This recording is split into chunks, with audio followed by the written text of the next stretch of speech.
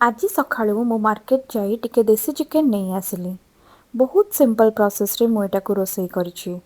लूण हळदी लेंबू रस मस्टर्ड ऑयल सोरिष तेल पकई मु याकू आधा घंटा पई छाड़ी देली।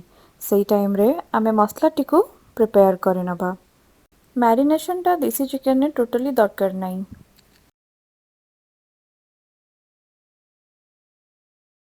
जदि चिकेन को स्किन सहित आनिबे ताहले ता स्किन रो अपर पार्ट टाकू टिके पोड़ी देले बेटर रिजल्ट्स आसीबो।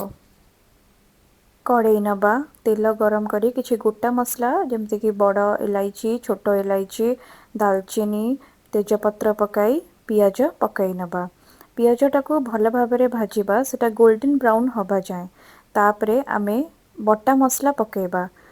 बटा मसला रे मु एठी पियाज अदा रसुण बेडकी चिल्ली पकेइछि। लूण हळदी कश्मीरी लाल मिर्च पकाई मसलाटी को आमे कसिबा सेटा 90% जाए कुक हबा जाए। टिके स्पाइसी और फ्लेवरफुल करबा पई ग्रीन चिलीज को स्लिट करी मु एठी पकई देछि। ए लंकाटा बेसी राग नुह।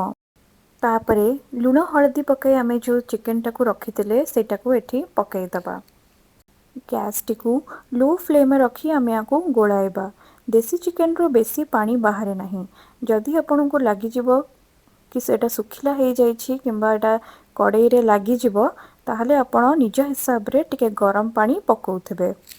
घंटे जाए आमे याकू लो रु मीडियम फ्लेम करी कसिबा। मिनिमम घंटे परे जेतेबेले आमे देखिबा मसला गुडी को चिकेन रे पूरा लागी जाइछि आमे सेई टाइम रे टमाटो किछि काटी पकाई दबा। एठी टमाटो पकई दे 15 मिनिट्स जाए ताकू कसी दबा। तापरे प्रेशर कुकर रे ट्रांसफर करी 8 रु 9टा व्हिसल्स हाई फ्लेम रे लगे दबा। जदि प्रेशर कुकर न यूज करके करिवे ताहले कड़ाई रे भी करि परिबे। 3 घंटा लागि जिवो पूरा रेडी हबा पई। गरम पानी पके पके करबाकू पड़िबो।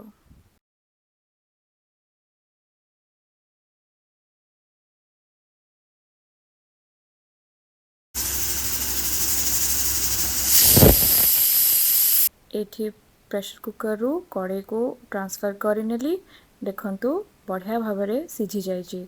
देसी चिकेन टा एक्चुअली टिके टाण ही थाए। ब्रॉयलर अपेक्षा टिके टाण ही रहिबो। किंतु एठी मु पूरा भलकी ताकू सिझे इलायची आउ दालचीनी को क्रश करी पके देली। तापरे धनिया पत्र रे गार्निश करी देली। देखंतु केते भल भाबरे एटा सिझी जाइछि।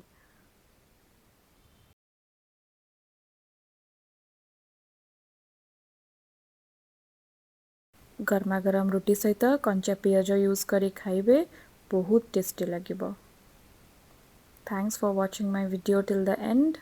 Please like and subscribe to my YouTube channel.